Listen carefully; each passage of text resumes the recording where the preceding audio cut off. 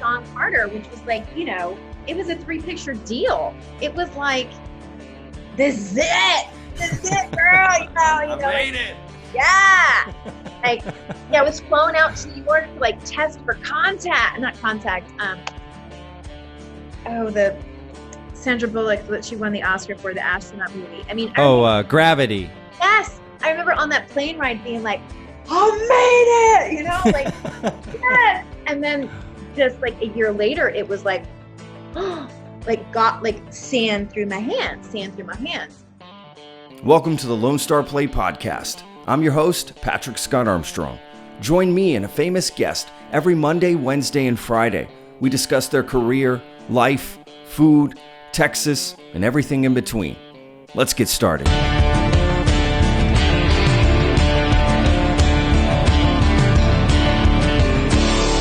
Hello. Look at that flag. I know, right? It's so big. It's like that's a huge flag. I love it. Hi. How are you doing? I'm good. How are you? Thank you so much for being flexible with the timing. Oh gosh, please. I'm literally on lockdown at home. Like it doesn't change anything for me. Right? Happy to be flexible. Where are you at right now? I am in LA. Nice. What's the weather like there right now? Right now it's probably like 83 degrees. That's amazing. That's awesome. You're in Chicago? I'm in Austin. You're in Austin. Why did I think you were in Chicago? Where did I see that? I love Chicago. You're in Austin. I love Austin. It's great, right? Yeah, it's just hot in, Austin. It's so rough. Yeah, it's rough right now. You grew up in Texas though, right? Or at least partially, sort of? Yeah. I grew up in Houston. You miss Houston? What do you think? How long has it been since you've been back? Oh, I go back every year, maybe twice, 3 times a year. Do I miss it? I mean, yeah, it's interesting you asked that question because it was yesterday where I was like, okay, I'm really missing my family. I'm really missing the pace is just different. Yeah. It's like everything's, not that things aren't accessible in LA, but it's just easier. And I think also I've made so much peace with my family and who I am and any sort of judgment I had on what Texas was and what it meant and how I was trying to rebel against that. It's just all gone. Now I'm just like, that's my roots. You can't separate yourself from your roots, So yes, the answer is yes, I do miss it. And I really miss Austin. Austin's where I made my baby. I mean, Austin is like, yeah, that's a profound town for me. I've lived there for only like months at a time, but like all the experiences I have there are so transformative. And like Native Americans, that was like a sacred spot. Yeah, that's right. Yeah, most people don't know that. They got these big trees, in fact, here from that as well, that were like they gathered around the trees and they still remain here like the Native Americans did. Amazing. It's pretty cool. And the springs and everything. Yeah, the spring. Yep, you're right. Texas as a whole, right? The South here. It's what I love about Texas is that part of that history as well. My mom's from Mexico, so I don't really know to what extent, our history as far as that lineage of my mom is, I don't know, Aztec, Mayan, right? Like that sort of old school. I have no idea, to be honest with you. It's my mom doesn't even have like a real birth certificate from Mexico. Like the lineage is real hit or miss. I might have to do that Ancestry and Me, or I don't even know what that's called. The 20 years something. What's interesting? A conversation I also have had recently, which was the indigenous people of what we call Mexico. Like, all Mexicans are indigenous people. It's before the quote unquote white man came into this North American continent, there was no boundaries between any of it. It was That's native true. everywhere from Alaska all the way down. Yeah. And so in Mexico, it's interesting. It's in Central America, it's been kept pure in many ways. I mean, the Spanish came in, so I not, but more so than America, right? Because America had such an influx of West, Europeans, so to speak. So that's true. So even as we deal with this sort of next wave of accepting people who are different from us, where the Mexicans are considered, I don't know. I'm not a political person. I look at things the way that I'm talking about it now. Yeah. That these people are really they're sacred people, and still we don't have the majority of the collective consciousness doesn't have a grasp on that. And even like you say, even the people don't understand how precious they are, that they are the Aztecs, the Mayans, they are the lineage of these incredible, powerful tribes, and their wisdom is being rebirthed now in all of us in a way. So it's interesting that they're the ones who are sort of being hurt the most right now, because in actuality, I think they hold probably some pretty significant light codes for all of us, Yeah, that's an interesting way to look at it. Wow. Okay. Well, I feel a lot better about that. It's funny. It's, I read that you had spent some summers in Japan growing up and kind of going back and forth between another country. Is that right? Yeah, we moved. So I had a sister who died when I was 4. And I'm sorry to hear that. So traumatic, right? So Exxon sent my family. They had actually lived in Southeast Asia. That's where I was conceived. So they sent them back to Southeast Asia. I mean, me, part of it. Yeah. So yeah. we moved there when I was 4 to Singapore, and we were there until I was 10 and a half. And then we came back to Houston. Wow. And in that time, everything we would do in the summer was basically expense paid by Exxon. Thank you, Exxon. Oh, that's awesome. So awesome. So how many people say thank you, Exxon, right now? Yeah. I don't know. I'm grateful for that. Yeah. And so we went everywhere, and predominantly it was Asia that we mostly explored. We went to Greece and Denmark, and where else did we go in here? But predominantly it was Asia. And my parents, my dad was, from the get, super macho. So he's started exploring martial arts early on in his life. He was, a Marine and all sorts of other things. And when we moved back to Singapore, they got involved with a Okinawan style karate called Shito-ryu. And that's right, Shito-ryu. Okay. And they would then travel to Japan and study to get their dans, which are you're a black belt, but then you keep going up levels. Okay. I see. Wow, that is incredible. Incredible. And they pursued it because ultimately they then came back to Texas and started their own Shito-ryu Karate Association. Oh, really? That is awesome. It is. It is pretty awesome. That is impressive. And even more, I think, awesome is that they did it through Southern Baptist churches. That's even crazier. I love that. Wild? I love that. Yeah, it is wild. I love that. Wow. Very wild. Yeah. So now they know how to defend themselves. That makes sense. A Southern Baptist now knows what to do. Because that cross to, I really do, I have a complicated relationship with my father. He's been dead for 3 years, but I'm sorry to hear that. Thank you. I really do admire the balls to take Eastern philosophy into the heart of conservative Christianity. Absolutely.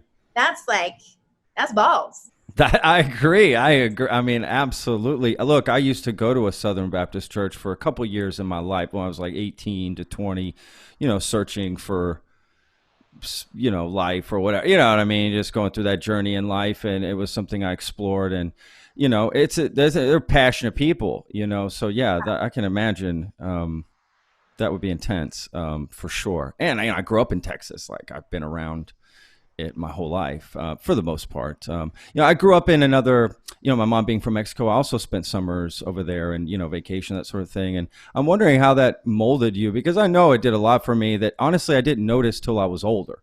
I didn't really notice the difference that had on me till I was older. I'm curious if you felt the same way. Did you just think, oh, this is how every kid grows up? That's how I thought. That's how I felt. I knew it was special. It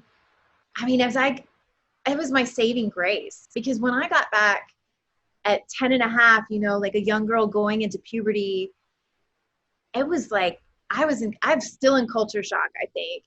There was, technically, like wherever I was in Asia, I was the minority, little. That's true. Girl. Yeah. And that's how I felt in Mexico. Yeah, I get it. And that there's a certain humility that came with really, first of all, it was incredibly exciting to me. I love traveling. I love learning new things. I'm a college student, Yeah, me too. And to really have to be accepting of these other ways, I think it gave me a certain muscle that has allowed me to transcend a lot of difficulties, both in my own personality and in, and the external world. And I feel like with my child, it's interesting with this lockdown. The thing I think that gives me the most stress is that I know he's an explorer too, and I'm not able to feed that in him, Yeah. It's like on TV, like we've all the cooking shows, all the travel shows, we've seen them all, we've done them all. I think the more that we can expose ourselves and our children to other cultures, the better people we're going to end up being. I agree. Yes. Interconnected world, like the internet has done it energetically. It's only a matter of time before that's really solidified physically, that we're all connected. We're one family. You can't separate us, and we depend on each other.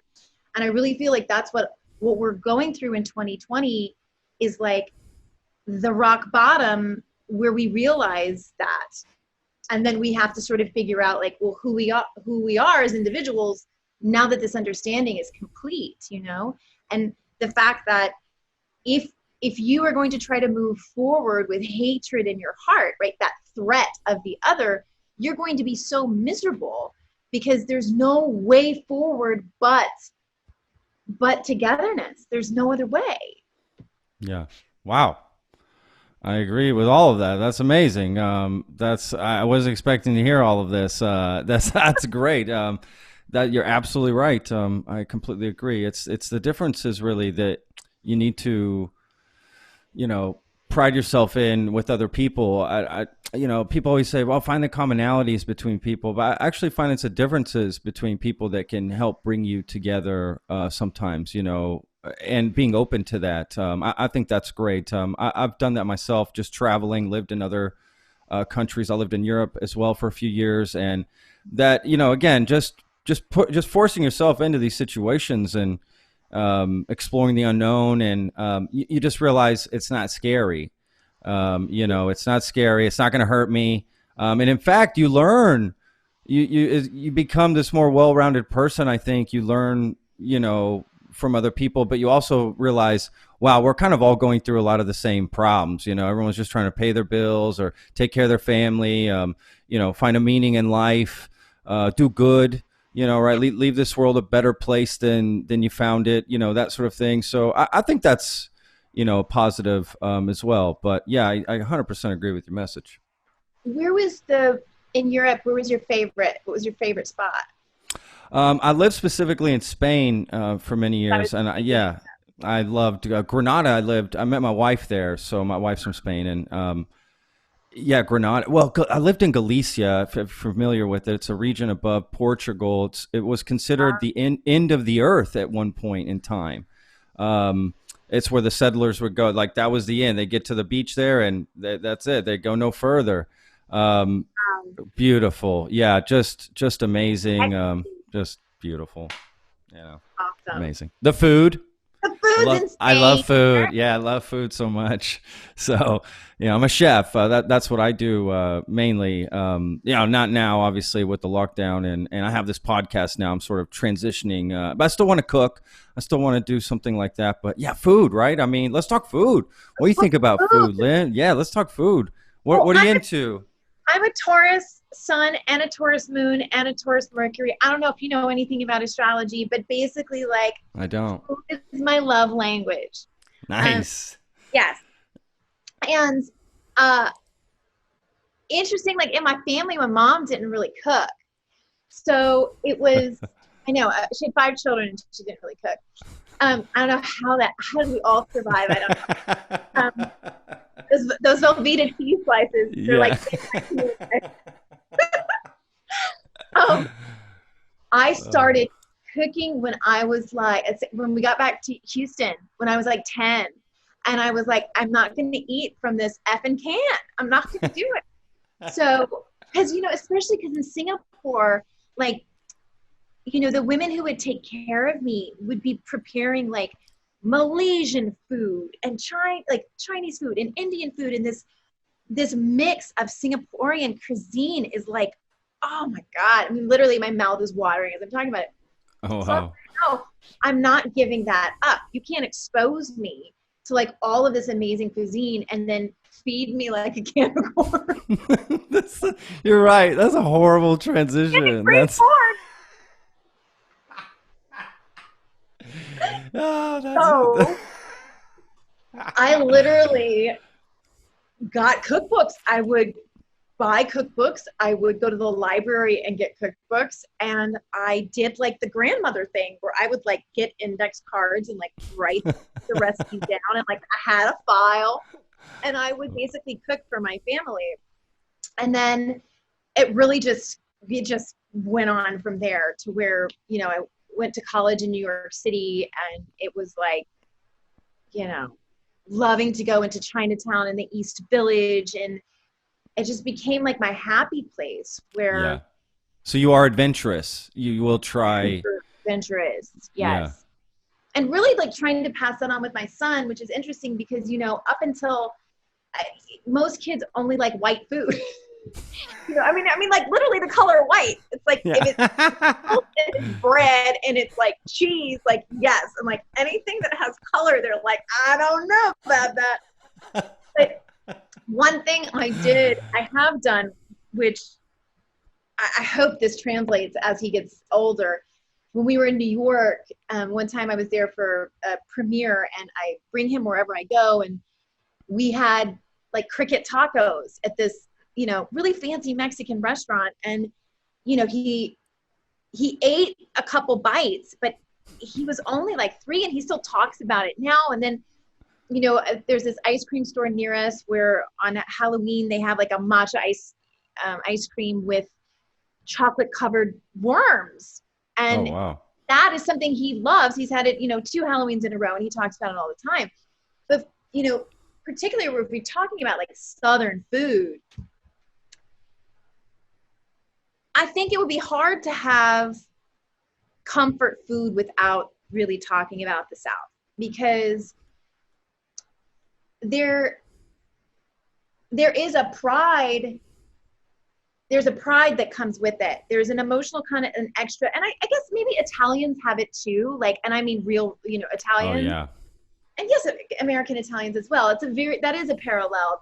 These two sort of sectors of our culture, where the density of the carbs and the meat being cooked and stewed and cooked and this real, like, when you sit down and eat it, there's a decadence to it that isn't really talked about. It's just like, this is how it is, this is what we do. Anyway, I don't know, for a long time I was a vegetarian, and now I'm sort of like, I don't know who I am when it comes to meat, but I know when I go home, I do make everybody bless the meat. I'm like, can we please say thank you to this cow? And that's awesome. Yeah, I can't eat it if I don't. Both for selfish reasons and spiritual reasons, and because, come on, let's be conscious of what we're doing here. 100%. Only raise the vibration of the meal, and of our body's experience of it. But Texas food is it's not, I don't even know if I would consider it Southern cooking, because there's a difference. It's like a drier take on things, Okay. like you get fried okra from Mississippi versus fried okra in Texas. There's a different thing going on there. That's true. And literally even the batter is different. Yep. And I also think I could go on and on about it, but I think with what's great is what's happening in Austin, at least when I was there last and in my 20s and early 30s, is like our generation being like, okay, let's take this and let's elevate it. Like, yeah. Let's amp it up a notch to where we can consider it cuisine. And it isn't just like, this is what mama and daddy used to do. You take it to another level to where it becomes more accessible to people who don't eat like that, 100%. Food's the love language. And especially I would imagine like in this time where we can't go out to restaurants really. And if we do, it's takeout. And so we're being forced back into our own kitchens. And I think that is a huge benefit to this time. I agree. To have that emotional connection with the food that you're preparing, and to have to work with your hands, and to have to get back to the basics. I mean, if you're chopping vegetables with a knife, you've got to be in the present moment, You got to be. Yep. So tell me about your relationship with food. Wow. I love everything you just said. Yeah. I mean, I feel the same way. Look, I love knowing where food comes from. I'm a big proponent. I've had several farmers on the podcast, and it's basically regenerative farming. That's sort of the push that I'm all about. And it's something that a lot of farmers are pushing. And it's just taking care of the meats and knowing, where they're coming from, butchering them right. This factory farming and how we kill the animal stuff. I mean, it's absolutely just inhumane, right? And it's inhumane. Energy, when you have, oh my gosh, I could go into such a wormhole about this, but if you think about the Native Americans, when they would kill the bison, one of them, and it would be a chosen one, would like go and like press their face up against the bison's face to share the last breath with the bison. Wow. Then they literally used every part of that animal. That animal exactly was considered in some ways more sacred than the humans. And sure, that relationship of this land that we're in has been completely turned around to where most people don't even know where their meat comes from. And these animals are being killed with such a high level of adrenaline and the energy of fear in their body. And then we ingest that. We ingest that energy. That's true. And no wonder why everybody has like adrenal problems. And, sure, we're like, diabetes and, obesity. It's through the roof. Absolutely. So it's not so much like telling people and just the life of the animal too, not just the end moments that it died, right? Just the life that we give that they give that animal. It's not even a life. It's horrific. Horrific. And that relationship between, it goes deeper. It's like, it's also a relationship with the planet, because the planet provides for us through the plants, through the water system, through the animals that she has carried. And we are to be the stewards of this. Now, this is very biblical, but I believe it's true. As we sort of have a different consciousness than everything else, we have this ability to reflect on what we're doing. And what we eat, we know this through quantum physics, we become what we eat. So if 100%. we're eating these animals that we've tortured, like, we are also becoming the tortured being. So it's both like, if you're not going to get people on be kind to the animals, because some people are not there yet, you can at least get them do it for yourself, because think about what you're taking into your body. So I know that there's the veganism, and it is so valuable, that movement. I met a lot of people who are particularly like, they're as like militant as some of like the Christian conservatives that I grew up with. And I'm like, wow, this is so intense that this is so Yes. intense. But Yes. I understand where they're coming from. Oh yeah. And yet eating is, like I said, if it's a love language that we know, you can't tell anybody else what to eat. You can't judge people for what they're eating. You can just educate them, and you can share your opinions, and have a meat. Can you still associate with people that eat meat, or can you associate with a vegan if you're a staunch meat eater and you don't want that right taken away? Whatever. At the end of the day, it's the consciousness is what is everything, because on the other side of this, we are going to continue to face massive issues as a collective. Like, it's not going to stop anytime soon.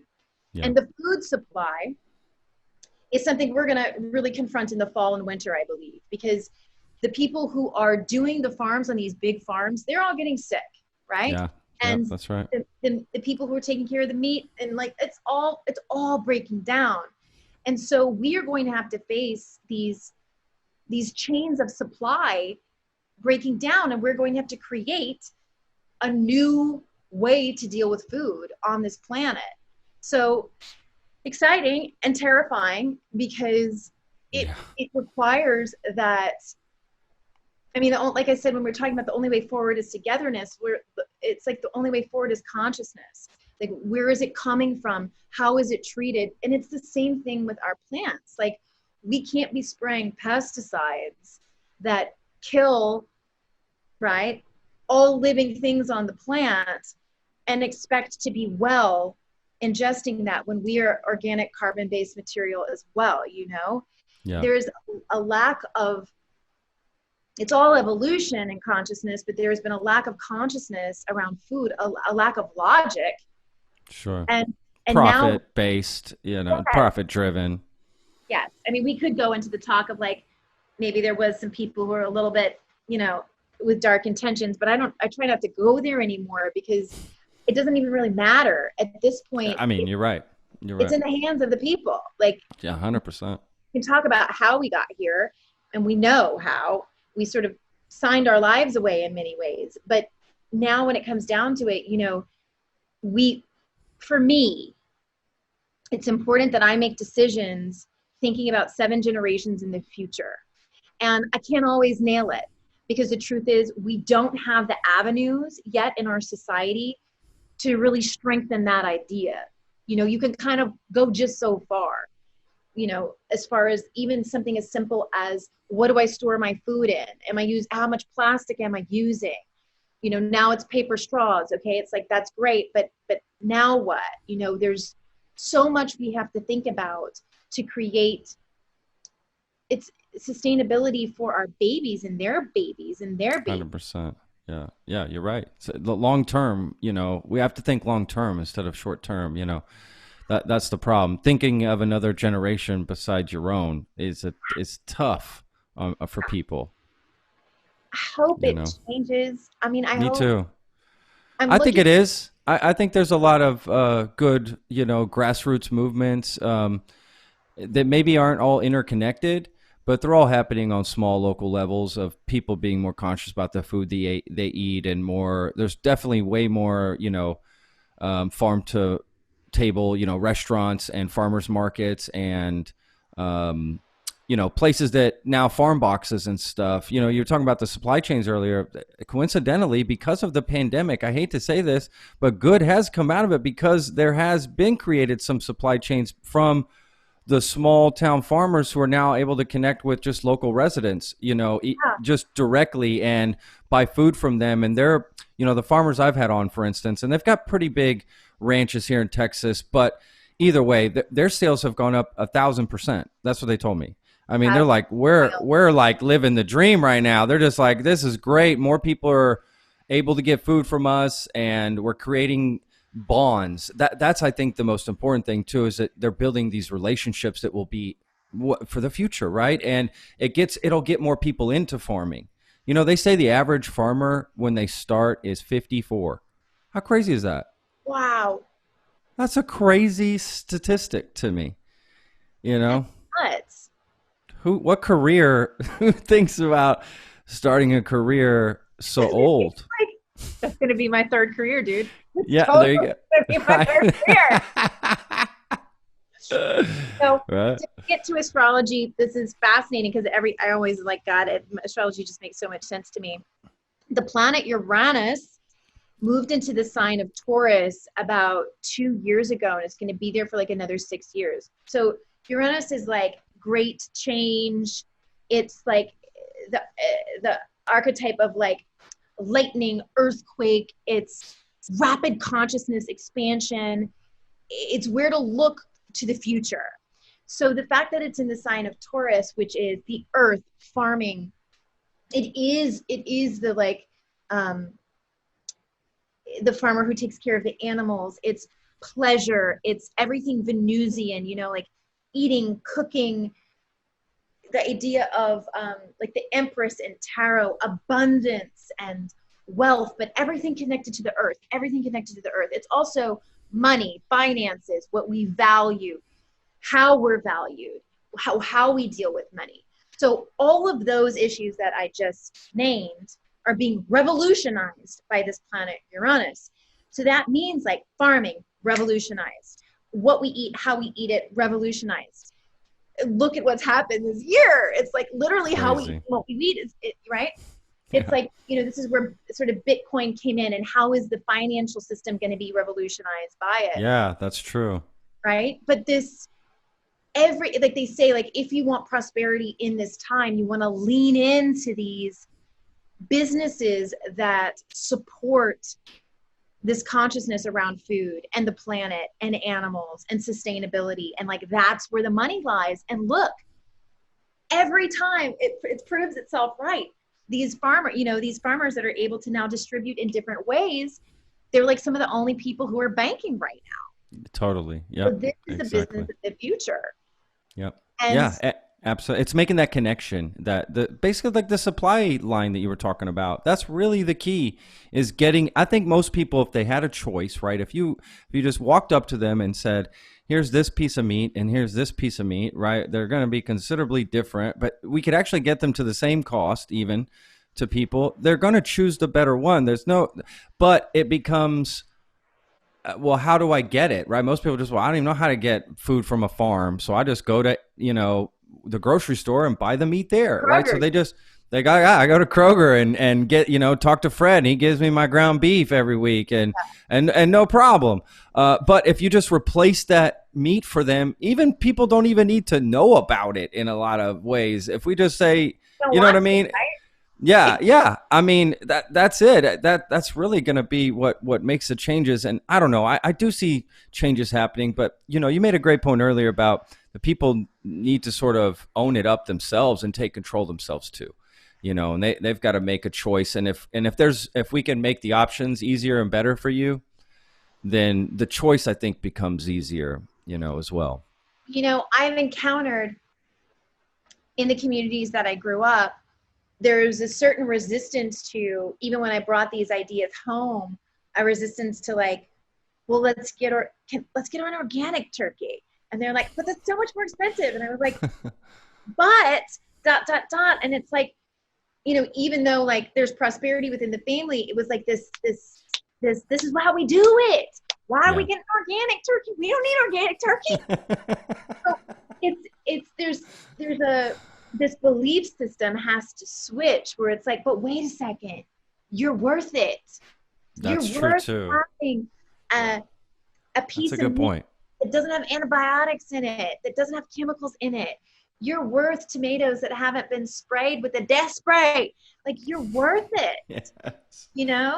It should come with a little video.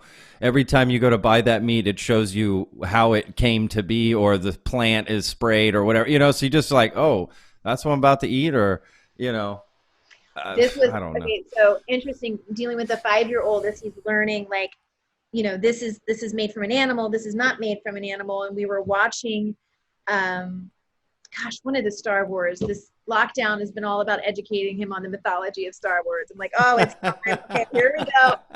And there's one of the newer ones where on Skywalker's island, Bizarre Island, where he like weirdly fishes along the cliff. Oh yeah, yeah, that's little, like, cute AF little bird podgy things, and Chewbacca's about to eat one of them, and then like 3 of them are looking at him like crying. My son was like, turn it off, turn it off. He literally for an hour was sobbing. He was like, oh, he ate that. I said, but he didn't. He put it down because he saw what they were, but he had killed it. I'm never eating meat again.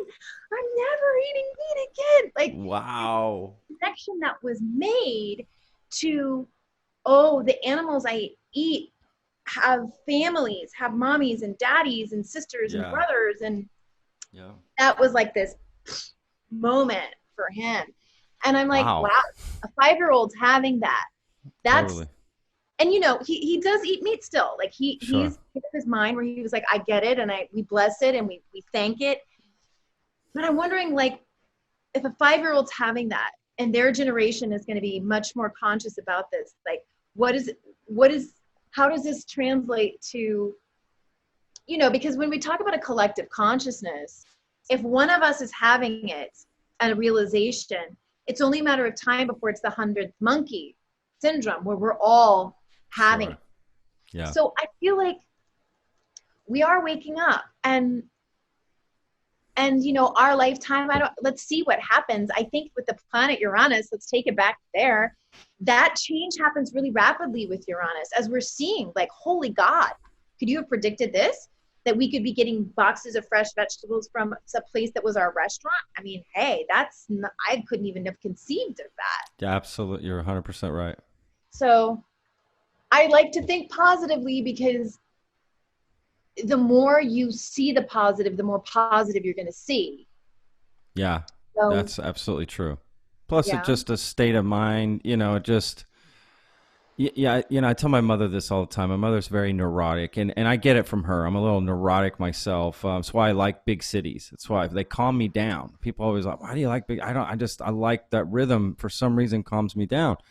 But, I tell my mom all the time, because she'll always just be worried about things, constantly worried and thinking about the negative, always thinking about the situation and what could bad happen, right? Like, and so I'm constantly telling her, Mom, that, you're literally creating the world you live in by having these thoughts, and if you just think positively about what's going to happen, then that's the world you're going to live in. And if something bad does happen, like anything in life, we'll cross that bridge when we get to it. And you'll only have to deal with it for the time you need to deal with it, instead of dealing with it forever or living in that life. So I don't know. I agree though, creating that positive mind frame is essential. And creating that positive mind frame is like a muscle. And one of the ways that I feel like we can help ourselves, it really is about what we eat. How much water are you drinking? Is your water clean? I can see it in myself. There's a particular day, like I call my cheat day. And it's where I'm like, we all got those. What I mean? I'll wolf down a pizza like a grown man, or I'll have 2 chocolate croissants in a sitting, and whatever, but I feel it. I feel, even like when I eat a ton of sugar, it's harder to be in that higher vibration. So part of it all comes back to the food. If you want to be seeing the positive and really creating a positive life for yourself through your thoughts, through your feelings, through your perspectives and beliefs, you do have to look at, what are you sustaining yourself with? So that also relates to, like, what are you watching? What are you listening to? Who are you hanging out with? Yeah, that's true too. It is all connected. I mean, you're 100% right. Not just with the food, it's not even just what you eat, but it's the whole journey you took to get there. It's also going to benefit your life. You're going to see the changes from that as well. Cooking with your family, those moments, can be great memories you look back on, right? Great dinners or family meals. Food can, bring people together. You can have tough conversations over meals, right? I mean, meals are it's just something that really brings us together. And I think, watching what you eat and giving it attention, just the same way people give attention to go do anything else, just give it the same attention. Like you said, don't just get a can of, cream corn. And now, granted, there are moments for that, right? Like I get it that there's emergency, break glass sort of scenarios. I'll eat fast food every once in a while, and I'll tell you what, I feel immediately horrible. Actually, within 5 minutes, I regret the decision immediately. So I only do it like twice a year, if that. One, because I'm a chef, so I cook all the time, and it's easy and fun for me, and I like it. But every once in a while, you're just like, okay, I'll get this, and I regret it immediately because it does. God, and you're in a bad mood the rest of the day, right? And now all the choices you make, there's this ripple effect. You're right. It's crazy. I've actually never thought about it this deeply before, to be honest with you. So this has been great to talk about it like this. I'm glad. Yeah. Think about like the European cultures too, in some ways, because this is a remembering. This consciousness is a remembering. We did have it at some point. We lost it through industrialization in the name of progress. And it's a remembering. It's going back to the earth, back to the simplicity, back to the fundamentals. The idea of like, when you were in Spain, the way that they treat the ham and the pigs that create it, and the way they slice it, and the way you eat it, and what you drink it with, and what kind of bread are you going to have it with, and which cheese are you going to pick with it. And then it's just simple. It's ham and bread and cheese and a bit of wine. So simple. And same thing with like France, this idea of like a ripe tomato and a baguette and like a slab of goat cheese, and like that's it. That's like that is considered like, oh, couldn't get better than this, and it's the truth, it couldn't. And I think with Western Americans, in some ways I could go on and on, but we signed away our freedom on almost every level, and we've kept this pseudo freedom that basically translate as, well, I'm free because I can eat whatever the F I want. Yeah. I'm free because I can, I can't eat fast food all the time. I can eat pizza, or I could do this, or I could do that. And don't take my freedom away. Don't tell me where my food's coming from, because this is all I got left. So hopefully, like I said, it comes down to like, what do you want for yourself? Like, how are you willing to take care of this vessel that you've been gifted? Yes. And if you can't, inspire people to, care about the plants and the planet and the animals, then it's like, how do we then inspire them to want to care for themselves and to treat themselves like the supreme being that they are? And, that's what I do with people when, that's what I'm trying to do with these videos I create. And I don't know what happens with the acting industry. Who knows? And it really doesn't matter at this point. It's kind of like you possibly with this podcast, this could become something where you can be wherever and cook anywhere because of what this could do for you. I think we're all going through that. And also this idea of, if we just talk about these things, right, we're putting seeds, we don't know where it goes, but somebody finds it, then they share it, then they share it. And it goes back to that 100th monkey that, you're worth it. You are worth it. I like that. You're worth it. That's right. Worth it. You're worth good quality food.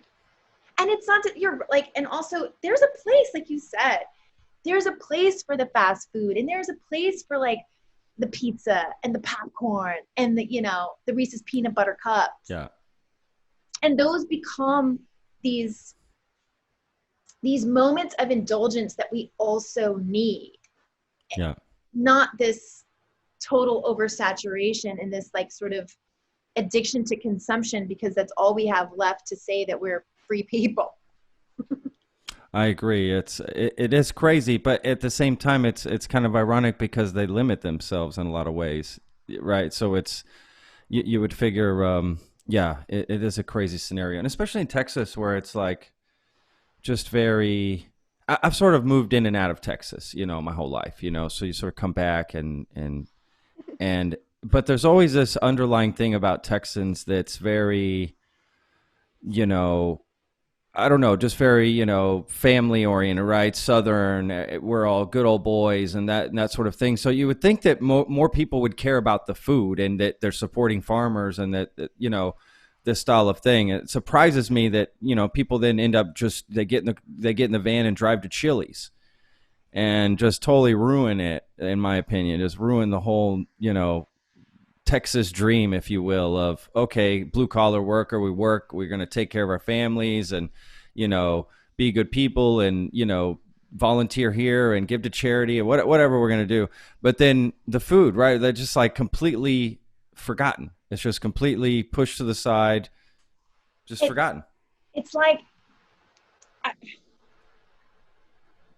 we got to get into the masculines in the South. And like my mama always said, if you want a man to do something, you got to make him think it's his idea. That's so true. My wife would agree with that. So it's that idea, it's that concept. Like it's got. That's a great point. It's got to come from. You got to inspire them from their baseline, and I mean, this is where you're going to have that power. Yeah. I don't know. It's tough. Again, I do see things changing. I see more people concerned about it. Maybe I live in a bubble because most of my friends are, own restaurants or food trucks or something along those lines. So maybe I'm in a bubble of sorts. But I owned a food truck and catering business and restaurant here in Austin for 5 years. I closed it last year, and I can tell you, people want good food. They really, again, if you make it easy for them, they'll make the choice for you. They'll easily make the choice. It's easy for them. And at the same time, if they feel like they're helping small business, America at the same time, that's a win-win for them. That's the way in. Yeah, maybe you're right. Maybe that's the key to it or whatever. Yeah. Because the great thing about Southern men, they're really masculine, and there's a hate that, honestly. Be a man. I've hated that my whole life. Hearing that, that drives me nuts. Yeah. But imagine taking all of that masculine energy and putting it behind something like sustainability. We'd have it in a year. You're 100% right. And it wouldn't go away, right? They'd protect it at all costs. Oh my God. Yeah. With AK. Yeah. But like, fellas, if you're listening, like, we need you. Like, I want the men to like rise up to protect like the land and to demand like, no, we are worth it. We are better. We deserve it. We're going to make this healthy. Like, we get the Southern men behind it. My God. Yeah, that's a great point. That is a good point. Yeah, I mean, we'll see that the this pandemic is making good changes in the industry. Now, granted, if you were to watch the news or whatever, maybe see it from one particular filter, you're seeing restaurants struggling and all that's true and it's heartbreaking. But there are, if you're just going to talk about facts, there are good things happening as well because of it, so. Yeah. We'll see. Like you said, more people cooking home. That's a huge plus. Huge plus. Yeah, and huge plus. I'm sure it was a big transition, but on the other side of it, like, I think we're going to be a healthier nation on the other side of what this has done. You know? That's weird to say during a pandemic, right? It is. But it's forcing people to think about their immune system and what they eat and I'm washing hands and careful and right. And maybe we have to, it's always, we have to go to one extreme to come to it's the pendulum swing, swing. I see. Yeah. And I think 21, 22, 23, it's just exciting times. I mean, we had we were heading for a meltdown. You know, you can't push like that with like, and not, we were so one focused and literally like losing sight of like, if we don't care for the thing that we're spinning around the sun on, then like there is no us. Something that's true. simple. Yeah. You know, now. Yeah, but so true though. It's like, it's so true. Yeah. We get myopic. We do. Yep. How has, you know, did you have any work or any sort of, any projects you were working on that got canceled through this that you had to put on hold? I postponed and Damn. producing two short films with a dear friend of mine, and we're trying to figure out like, how do we do that now? And because, you know, as a producer, you have to take so many precautions to protect people. And then you're also dealing with, you know, everything is so polarized in our country. You know, you're dealing with those polarities, you know, certain people who are super, super scared and certain people who are like, I'm more worried about everybody's mental health. So it's a real divide. And even as far as like masks, certain people who are like, well, we'd be wearing masks every moment. Like other people who are like, I'm not going to be able to work if I'm wearing, you know, it's a whole, it's interesting. It's, you know, it's fascinating. In 2013, the World Health Organization released some statement where they were like, we're not worried about actual like illness in 2020. What we're worried about is mental health. That's what 2020 we're the most worried about. I mean, ironic all over the place, but Sure. it is like, I guess I'm bringing mental health up with the acting industry. That's interesting. It's part of the restaurant industry. I can tell you that right now. So yeah, I get it. I'm not sure how, you know, everything. I'm looking at the material that I'm producing, and thankfully the material is so intense that it's not going to be tone deaf. But there is a lot that may be after this. This isn't just about, you know, a pandemic. This is a multi-layered, multi-dimensional experience that we're in, and a node point of such massive change that it's going to ripple out through time. And how that affects the acting world is yet to be seen. And, you know, some people are having productive productions. They're completing, you know, I have a friend who just finished something in Canada, and there's pockets of it starting up. And for me, I'm like, you know, life has humbled me at so many levels, at so many times, that for me, I just lift it up. And I'm like, if you want me to keep acting, powers that be, facilitate it. If you want me to keep, you know, show me where I can be of most use. Show me where I can make the biggest difference. And give me peace with that road. So will these projects get made? I hope. And then there were some bigger projects that I was pinned for that keep being pushed, and like, will those happen? I don't know. But my purpose, acting is just a part of it. And it's been amazing and humbling. I mean, just the amount of rejection, like even when, you know, people thought, oh, she's famous and she's successful and she's been in all these movies or TV shows or whatever. And it was like, no, I'm still getting rejected, you know. It's been weirdly enough, like very much like a father energy, like a really stern father energy is what my career as an actress has been for me. It's really kept me in line and humbled me at every turn, where, you know, I just couldn't get too prideful because it would just bitch slap me down. I mean, it really would. And you mean just like you know, you got a role, you're riding high, and then you're thinking, okay, I'm just getting everything is that what you mean? Like, I'm going to get everything now. Yeah.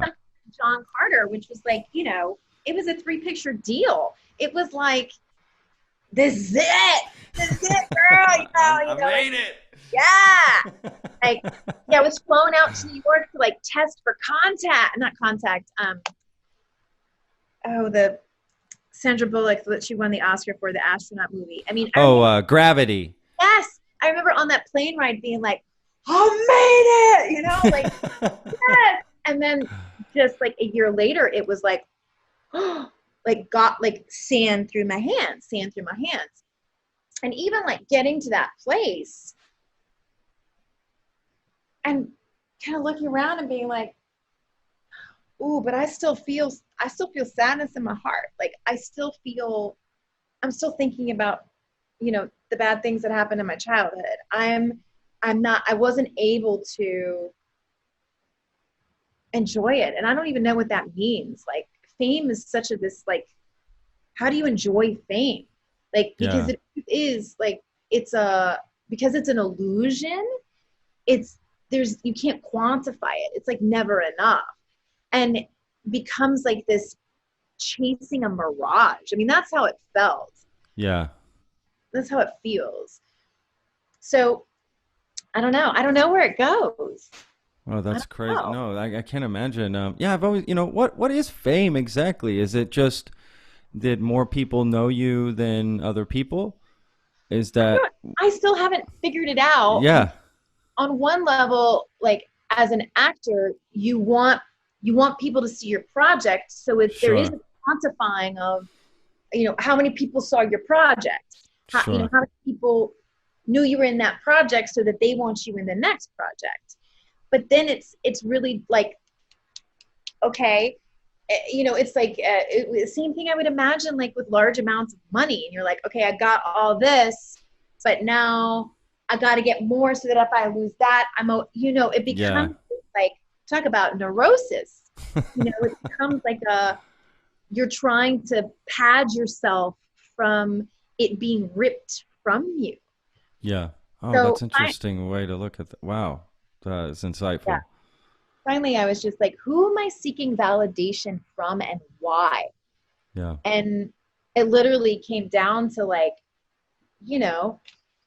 mommy and daddy and older sisters and the community that I grew up in. And, I was kind of different. Not kind of, I was different, both because of what I had lost, but also what I'd seen and at such a young age, and really wanting to feel seen and acknowledged for that difference. But that's not what fame does, and that's not what money does. I mean, that has to come from your own, back to you're worth it. You have to do that for yourself. You have to validate yourself. That's the journey of all of us that we have to undertake. And that ends up being self-sovereignty, where you're not looking for somebody else to validate you. That's where great relationships happen, when you're not expecting them to fill your cup. So you're just meeting people where they're at, and things can really grow. And that's business relationships too. That's friendships. That's all of it, and filling the cup. When we go back to food, literally the phrase is you have to fill your own cup. Yeah. So it starts with these basics of taking care of your body. And do you feel like your body is a gift? How much do you love being a human being? Do you like being alive? Do you want to live? I mean, that's a question nobody asks anybody. Like, do you really want to live? Yeah. And if you really do, it's a choice, and especially in hard times, to be like, yes, I do. And so this is what I'm going to do to make this as beautiful as possible. And we have a support system that this planet is and gives, where all of us could be eating beautifully all the time. 100%. Yeah. There's I don't know if you saw this movie on Netflix about this, I think it was called The Platform in English. It was a Spanish film, actually, from Spain. And it was about this platform that lowered, and it was a table of food that went down, I don't know how many, 300 levels. And each level, there's less food. So obviously the people at the bottom are getting scraps or nothing.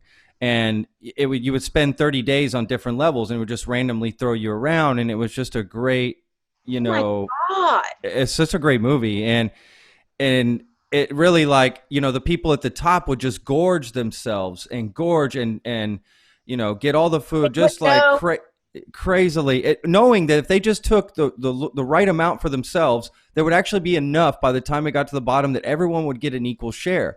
But you see that people aren't that way.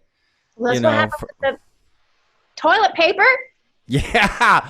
Boy, if that's not true, it's so true. Another great thing that's happened is that the collective state, our mental collective state, and our emotional state has been revealed. Yeah. You know what I mean? This is why I stopped watching The Walking Dead, because I was like, this is close to home. This is going to be closer to home than anybody knows. Boy, you are so right. Like, I tried to watch Contagion, I think it is, the Soderbergh. I mean, halfway through it, I'm like, this is happening. This is what is happening right now. I could live this. I can literally go to the grocery store right now and live this scene. It's just, it's insane to watch that sort of stuff. Speaking of those movies, I have to bring this up because I love this movie you were in last year called Rim to the World. Yes, Rim of the World. Rim of the World. I can't tell you how much I loved that movie. When I saw that movie, I was not expecting that movie. Right when I saw it, I remember I just flipped it on, boom. I laughed so hard. Those kids in that movie and you were so great. You play such an integral part of the film, but it's just such a great movie. I mean, and that could happen. I feel like did you see the alien stuff they just talk about maybe releasing? I feel like 2020 this is the craziest year ever. You know what it feels like? I was thinking about this yesterday as I was on a walk. I was like, when shit really hits the fan, like, we're so used to bonding through chaos anyway. Like, there's so much happening right now, like, underneath. Some of it probably pretty shitty, but a lot of it really amazing. Because when it's this heightened, like, this is when people fall massively in love. This is when, like, major ideas are birthed and major inventions, and that's true. Collectives coming together. And it's interesting, back to astrology. In astrology, the hardest transits are really called like these Pluto transits, when Pluto is aspecting different parts, because Pluto is like the volcano, it's eruption, it's power, it's your relationship with power. It's just really difficult. It's like you really have to man up and strife. But when that transit passes, usually people look back and they're like, oh, I miss it, because of how much they gained from it. And of also how heightened and inevitably that heightenedness is also a sexuality. It inspires creativity, which is sexuality, which is spirituality. So it's been revealed how sick we all are, how sick we are as a country, as a globe. We can't put that information back in a box, right? We're seeing where like so much information is being manipulated. We all know, regardless of where you are on your polarity, all levels, information manipulated, censored, whether you believe with what's being censored or not, it's all being revealed. And what we do with it is going to be so interesting. And it's like with any great art, in some ways this is like a wartime. And this is where great creation is seated and manifests. So yes, there's all these hard parts about it, but it's the strength that we gain from like pushing up against it. It's like you got to do the push up out of it. You got to like pull up into something new, and that's creating a different kind of strength that we need for these next steps. This is going to be a lot of cleanup, and it's going to take outside of the box thinking, and it's going to take humility and acceptance and camaraderie. Yeah. Not a whole lot of room for pride. Back to Texas. Not a whole lot of room for pride right now. Not at all. None. Zero room for pride. I agree. And if you are going to be having pride, it needs to be because you're creating health for yourself and others, and avenues of that, holding someone else's hand through it. It's just like a great reckoning. Yeah. It's prophesied for thousands of years that this time would come where we'd hit this rock bottom to ultimately skyrocket into what they call the new earth. And, we're birthing it. And, with birth, what birth is like. It's like blood. I've been through it one time. I just... It's horrible. It's so painful. My wife and I have decided not to have kids, but, there's a chance that could change. We've always thought we wanted to adopt, to be honest with you. We have 2 rescue dogs, so not that that's a comparison, but just the idea that there's kids without homes, and if I could make that happen, I would do. I have a few friends that have done that, and they've loved doing that. But the idea of, I told my wife, if you did have a bit, I don't think I could be in there with you if you were giving birth.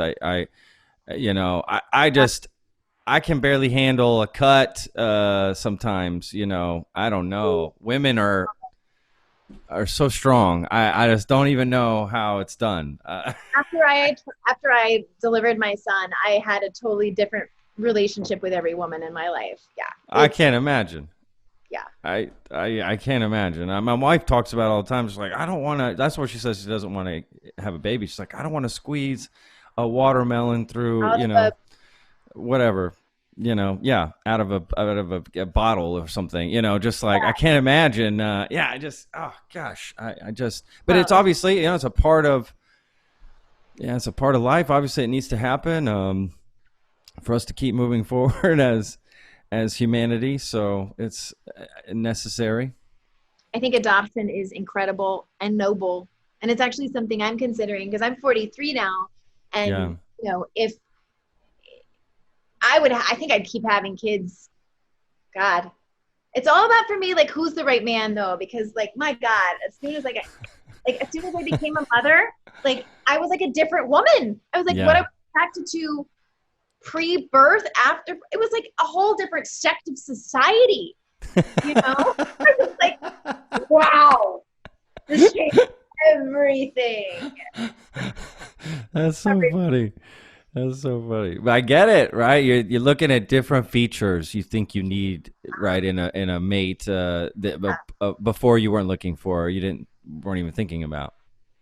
But I think what's great is the relationship that we can have with children to instill in them values that, the values that we're talking about here, like, and 100%. However you do that, whether that's through having children, whether that's teaching children, like, it doesn't really matter. It's just, how do we give them ideas that are going to help them exist in a world that is changing so rapidly for them?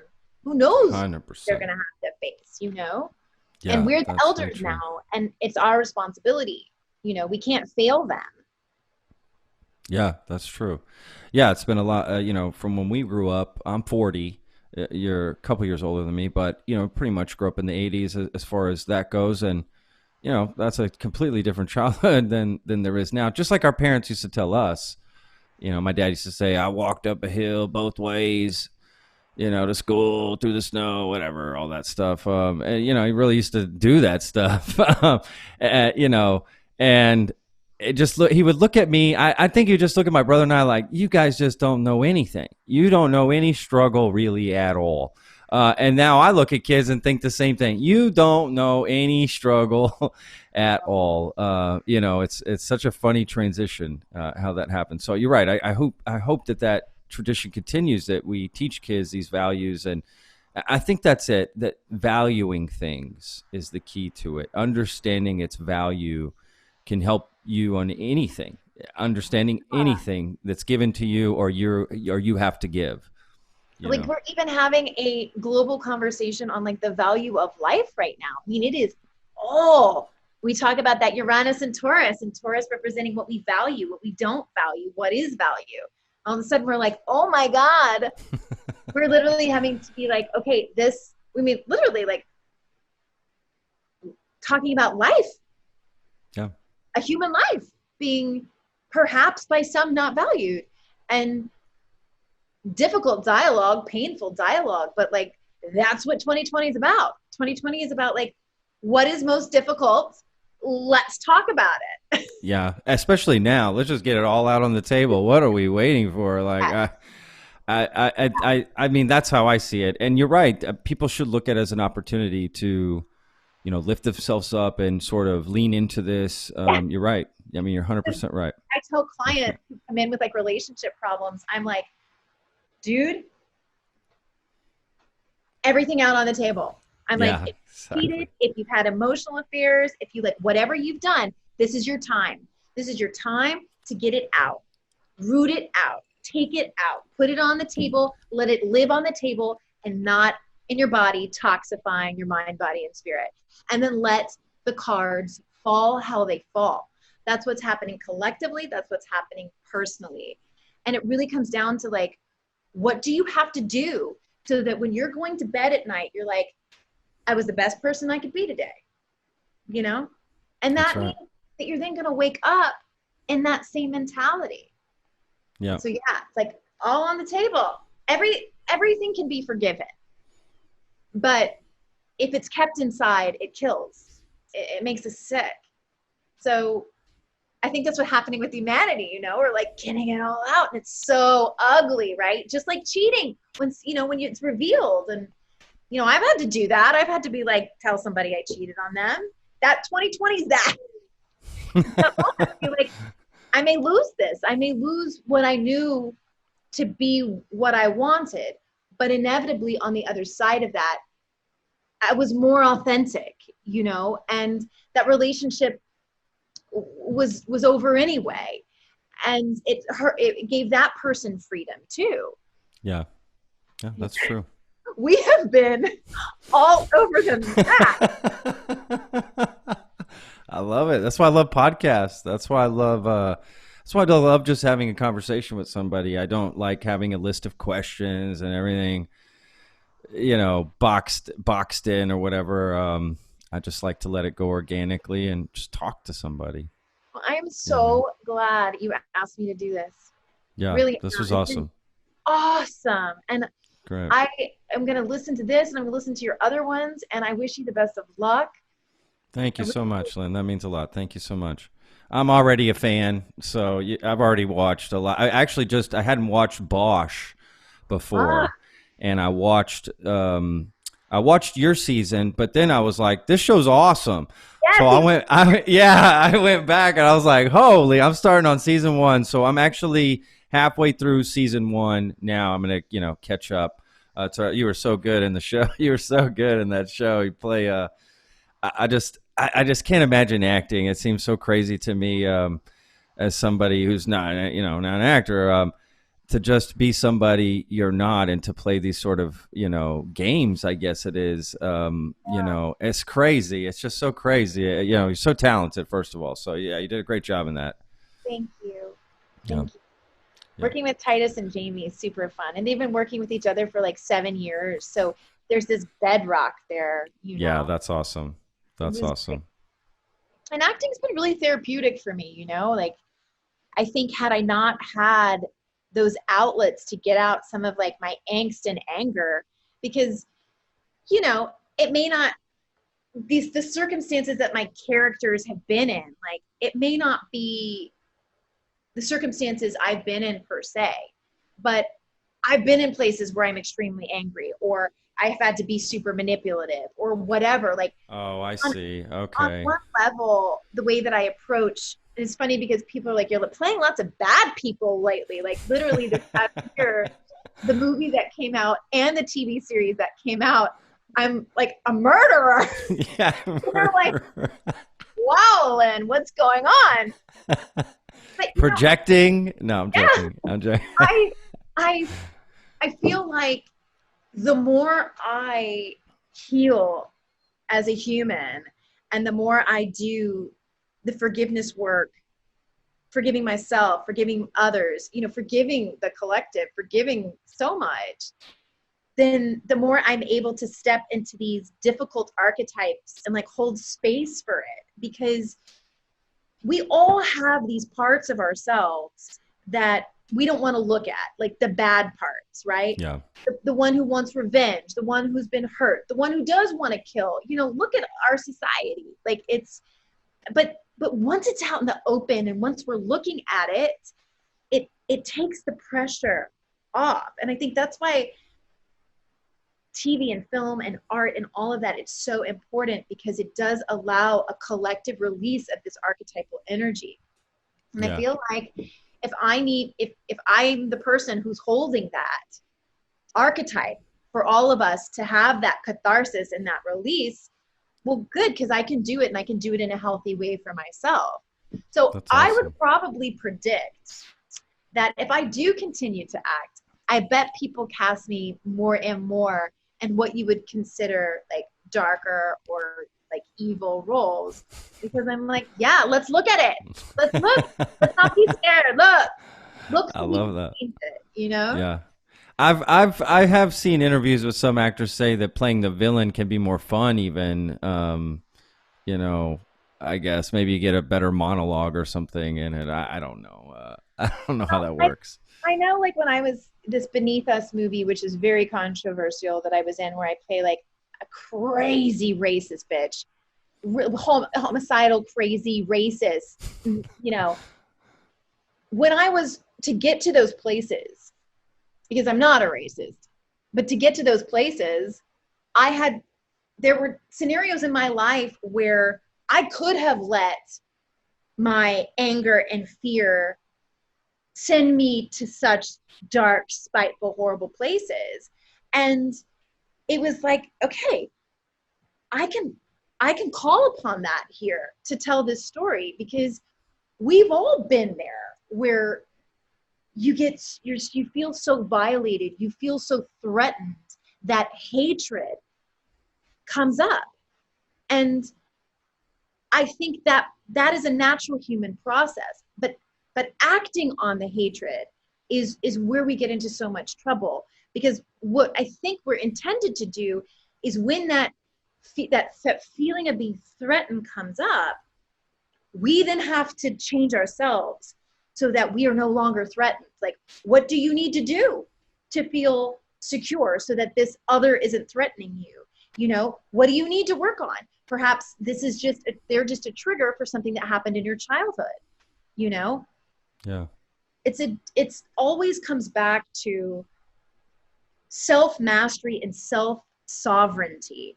And our art can be a catalyst for that. If, again, comes back to consciousness. If we want it to be, if we're aware that it can be. Back to food, right? The food you eat can become this source of raising your vibration so that you can really truly create that life of happiness and joy that you deserve, that's your birthright, or not, depending on how much you're going to value it. That's right. Yeah, how much time and value and attention you give it. Absolutely. 100%. Gosh. Lynn, this has been amazing talking to you about all this stuff. Yeah, it's been awesome. I wasn't expecting just to have this conversation, to be honest with you. You know, I thought, okay, we'll just talk about acting and, you know, how you get into acting and all this stuff. And this has been 1,000 times better. You know, our listeners and viewers are going to be super happy with this. I'm so glad. And thank you, everyone, for listening to it. Yeah, I hope that all of you take something life-changing from it. You know, these little nuggets can grow into, like the acorn grows into the oak tree.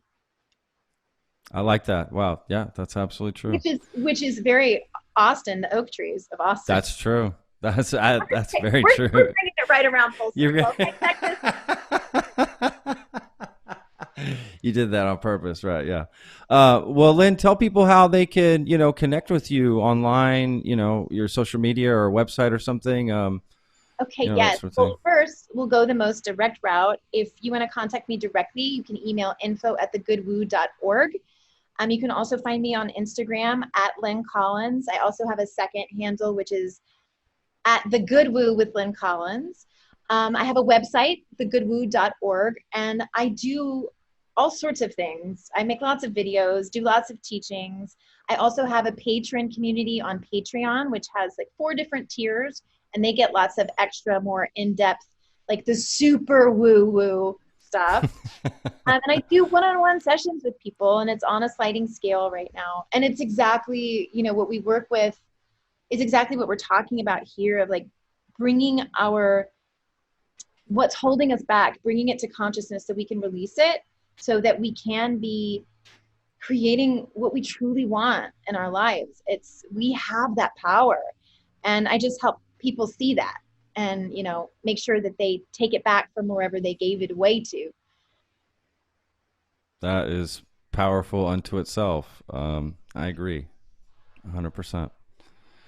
Well, Lynn, I wish you the best through all of this time. I hope those projects that you did have, I do hope that they come to fruition. I think they will. I think eventually, I have to believe it. I'm a very positive person, to be honest with you. I'm always looking forward to the next day. And I do believe we'll pull together and all get through this. So, yeah, I wish you the best on all your projects. And again, great job on BOSCH again. That was awesome. Thank you. And I'm going to find you when I'm next in Austin. Absolutely, of course, anytime, absolutely. And I'll tag you when we put this episode out and everything. We'll send you an email and everything about it. So, brilliant. Keep going. Thank you. You as well. My best to yours and your family and your son and everything. You guys stay safe during these times. You too. Thank you again, Lynn. Bye. The Lone Star Plate podcast is produced by Texas Real Food. Go to texasrealfood.com and you can search your city for stores, butchers, restaurants, farmers markets, and more who are using fresh, artisanal, organic sources. It's a fun site that brings all natural options all together. I hope you enjoyed this episode. For more information, go to thelonestarplate.com. I'm your host, Patrick Scott Armstrong. Until next time.